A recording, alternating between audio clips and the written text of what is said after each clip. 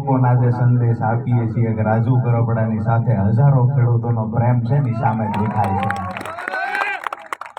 જ્યારે જ્યારે પણ ખેડૂતોના મુદ્દે અવાજ ઉઠાવ્યો છે ત્યારે વધારે વિશેષ કાંઈ નહીં કહું, પણ એક વાત ચોક્કસથી કહીશ કે રાજુ કરપડા ઈ વ્યક્તિત્વ છે કે એકવાર મેદાનમાં પગ મૂક્યા પછી મેં પગ પાછો નથી હટાવ્યો। ક્યાંક ને ક્યાંક વિશ્વાસઘાત થયો, વિશ્વાસ તોડ્યો છે ત્યારે એમનું પ્લેટફોર્મ છોડવાની આપણી ફરજ બની છે। બાકી અમે પહેલાની દિવાલ હટાવીને બીજા દિવસ ભાગી જનારા લોકો નહોતા દોસ્તો। આજે અમે કહ્યું કોણ બેલું હટાવે છે, અહીંયા અમે માર્ગ ખુલ્લો કરીને જઈએ છીએ અને બીજા દિવસ એ જ ગામમાંથી અમુક લોકો આવીને કે અમે બેલા મૂકી દેવી છે, ધારાસભ્ય તાકાત હોય તો બેલું હટી જોવે।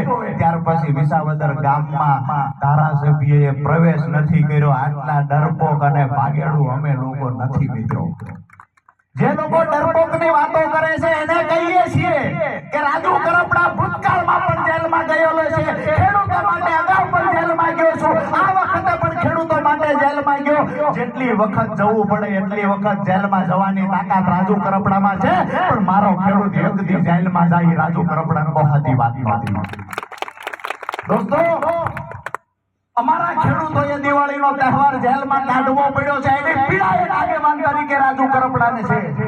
અમારા ખેડૂતના પરિવાર જેને પોલીસ સ્ટેશન નહોતું જોયું, એ અમારા ખેડૂતના પરિવારને રાજકોટ જેલની બારીએ મળવા આવવું પડે, અમરેલી જેલની બારીએ મળવા આવવું પડે।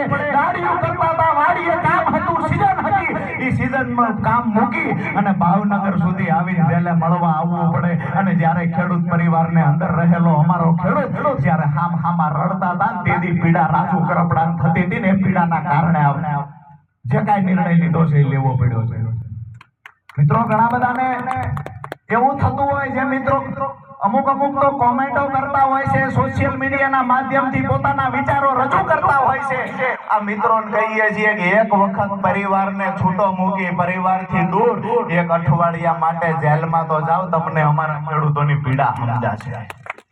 કરદા પ્રથા નાબૂદ કરવા માટેની લડાઈ લડ્યા, ક્યાંક ને ક્યાંક પરિણામ મળ્યું। સિંચાઈના પાણી મુદ્દે આ વિસ્તારમાં લડાઈ લડ્યા, ક્યાંક ને ક્યાંક પરિણામ મળ્યું।